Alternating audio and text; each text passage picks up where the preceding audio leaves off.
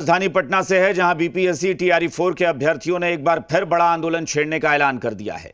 अभ्यर्थियों ने 4 अक्टूबर को पटना में महा आंदोलन करने की घोषणा की है। इस आंदोलन की अगुवाई कर रहे हैं छात्र नेता दिलीप, जिनके नेतृत्व में अभ्यर्थी पटना की सड़कों पर मार्च करेंगे। इस दौरान राज्य के अलग अलग जिलों से हजारों की संख्या में अभ्यर्थियों के जुटने की संभावना है। आपको बता दें कि ये सभी अभ्यर्थी टीआरई 4 के तहत 1,20,000 से अधिक पदों पर वैकेंसी निकालने की मांग कर रहे हैं। पिछले कई महीनों से ये अभ्यर्थी अपनी मांगों को लेकर प्रदर्शन करते आ रहे हैं, लेकिन अब तक सरकार की ओर से कोई ठोस आश्वासन नहीं मिला है। नमस्कार दोस्तों, मैं दिलीप कुमार। दोस्तों, 19 सितंबर के आंदोलन के दौरान प्रतिनिधि मंडल को जब शिक्षा विभाग के अधिकारी से मिलवाया गया था, तो अधिकारी महोदय ने कहा था कि 1,20,000 से अधिक सीटों पर सितंबर अंत तक टीआरई 4 का विज्ञापन हर हाल में जारी हो जाएगा। लेकिन सितंबर बीत चुका और अभी तक टीआरई 4 का विज्ञापन जारी नहीं हुआ। शिक्षा मंत्री जी अलग अलग बयान दे रहे हैं और इससे पहले 16 जुलाई को बिहार के मुख्यमंत्री माननीय नीतीश कुमार जी ने भी फेसबुक, ट्विटर के माध्यम से ये घोषणा किया था कि टीआरई 4 का विज्ञापन जल्द जारी किया जाएगा। और इस वक्त पटना से जी मीडिया संवाददाता निषेध हमारे साथ फोनलाइन पर जुड़े हैं। निषेध, एक बार फिर से आंदोलन की तैयारी हो रही है, क्या कुछ सरकार की तरफ से पहल होगी इसको रोकने की? क्योंकि अब तक सरकार ने तमाम कोशिशें की हैं कि छात्र फिर से सड़क पर ना उतरें। अब बिल्कुल देखिए अभिषेक जी, कोशिशें की गई, लेकिन इन सब के बीच जो कुछ दिनों पहले ही शिक्षा मंत्री का बयान आया था, उससे यह स्पष्ट हो गया था कि अभ्यर्थियों की मांगे पूरी नहीं होंगी। जो अभ्यर्थी कह रहे हैं कि 1,20,000 से अधिक पदों पर विज्ञापन टीआरई 4 का निकाला जाए। मंत्री ने जो बयान दिया था उसके बाद से ही जो शिक्षक अभ्यर्थी है वो और काफी आक्रोशित नजर आए थे और अब एक बार फिर से ये सड़कों पर उतरने वाले हैं। 4 तारीख को एक बड़ा महा आंदोलन होने वाला है और अलग अलग जिलों से अभ्यर्थी इसमें शामिल होने के लिए राजधानी पटना पहुंचेंगे। छात्र नेता दिलीप ने भी आह्वान किया है कि ज्यादा अधिक से अधिक संख्या में जो अभ्यर्थी हैं वो पहुंचे और इस तरीके से कह सकते हैं कि ये इन लोगों की एक अंतिम कोशिश होगी कि ये सड़क पर उतरे, क्योंकि ये इस बात को कह रहे हैं कि आचार संहिता लागू होने से पहले विज्ञापन जारी कर दिया जाए।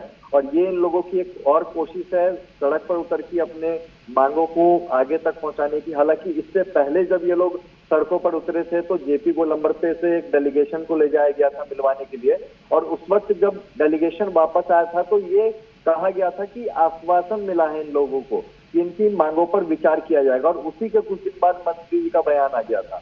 तो कंफ्यूजन की स्थिति अभी भी इनके अंदर बनी हुई है और एक कोशिश है इन लोगों की अपनी मांगों को फिर से आगे तक पहुंचाने की, और ताकि इनकी मांगों पर कोई विचार विमर्श किया जाए और एक बार फिर से ये लोग सड़क पर उतरने को तैयार हैं। क्या शिक्षा मंत्री का बयान जो है वो ज्यादा नाराज कर रहा है अभ्यर्थियों को?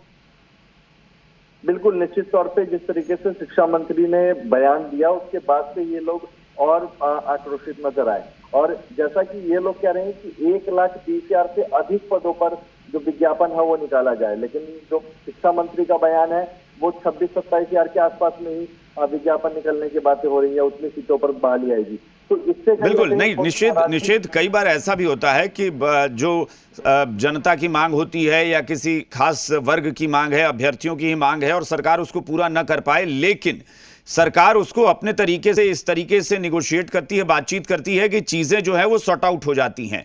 शिक्षा मंत्री को लेकर ये कई बार ऐसा हो चुका है कि ये जिस तरीके से जवाब देते हैं वो लगता है कि मामला सुलझने के बजाय और ज्यादा बिगड़ जाता है। बिल्कुल, आपने बिल्कुल इस बात को सही कहा, क्योंकि जब इससे पहले प्रदर्शन हुआ था अभ्यर्थियों का और जो प्रतिनिधि मंडल मिलने गया था तो उस वक्त अधिकारी से मुलाकात हुई थी और वहां से आने के बाद ही अभ्यर्थियों ने कहा कि हाँ, हमको आश्वस्त किया गया है कि इनकी मांगों पर विचार किया जाएगा। और उस वक्त दिलीप ने ये भी बयान दिया था कि जितनी हम लोग मांग कर रहे हैं उससे अधिक ही सीटों पर कहा गया है कि बहाली निकाली जाएगी, विज्ञापन निकाला जाएगा। तो कहीं ना कहीं उस वक्त थोड़ा आश्वस्त थे, लेकिन जैसे ही मंत्री का बयान आया उसके बाद से थोड़ी नाराजगी हो गई। तो निश्चित तौर पे जरूरत है कि जो मांग वो कर रहे हैं उस पर कोई विचार विमर्श करने की, कोई बीच का रास्ता निकालने की, ताकि अभ्यर्थी भी नाराज नहीं हो और इधर से जो अधिकारी हैं, मंत्री हैं, उनको भी किसी तरीके की कोई परेशानी ना हो। क्योंकि जो भी अभ्यर्थी हैं वो इस बात की भी चेतावनी दे रहे हैं कि अगर इनकी मांगों पर विचार विमर्श नहीं किया गया, अगर कोई बीच का रास्ता नहीं निकाला गया, नहीं सुना गया इन लोगों की बात को, तो इसका असर चुनाव में भी देखने को बिल्कुल मिलेगा। और ये निषेध, बिल्कुल ये आपने सही बात कही और मैं अगला सवाल यही चूंकि लेने वाला था, क्योंकि सरकार को ये जरूर इस बात की चिंता करनी होगी कि ये जो टाइमिंग है ये बहुत क्रूशियल है, बहुत महत्वपूर्ण है। अगर इस वक्त बिहार में सड़क पर आंदोलन जैसी चीज होने लगी तो चुनाव का ऐलान किसी भी वक्त हो सकता है, पूरा माहौल बिगड़ जाएगा इस वक्त बिहार में, या फिर सरकार के खिलाफ कहें कि माहौल बन सकता है। बिल्कुल साफ तौर पे अभ्यर्थियों ने अपने बयानों के जरिए कहा, और जो छात्र नेता है दिलीप, उन्होंने खास तौर पे अभ्यर्थियों से अपील की है कि अगर बातों को नहीं सुना जाता है तो वोट बहिष्कार कीजिए आप लोग। और इस बात को भी कहा है कि जो सत्ताधारी पार्टी है या फिर विपक्षी पार्टी है, कोई इन लोगों के लिए अभी इस वक्त आवाज नहीं उठा रहा है। तो इनका कहना है कि कोई भी नेता है उनको बहिष्कार करना है और इलेक्शन में बता देना है। तो निश्चित तौर पे सोचने की जरूरत है, क्योंकि युवाओं का ये वोट बैंक जो है वो भी काफी महत्वपूर्ण रहता है। और विधानसभा के चुनाव में हर किसी की कोशिश रहती है कि युवाओं को अपने पक्ष में करे। तेजस्वी यादव उधर कई वादे कर रहे हैं युवाओं को लेकर के, और ऐसे में जो नाराजगी अगर सत्ताधारी दलों से अभ्यर्थियों की होगी, युवाओं की होगी, बिल्कुल तो चुनौती बढ़ जाएगी। बहुत बहुत शुक्रिया, बहुत बहुत शुक्रिया इस पूरी जानकारी के लिए निषेध। तो अभ्यर्थी जो हैं, जो शिक्षक अभ्यर्थी हैं, वो एक बार फिर से आंदोलन के लिए तैयार हो रहे हैं और छात्र नेता दिलीप जो हैं वो इस आंदोलन की अगुवाई करने के लिए फिर से सबसे आह्वान कर रहे हैं कि एक बार फिर से पटना पहुंचिए सब लोग और सरकार के खिलाफ मोर्चा खोलते हैं। यहां रुकेंगे।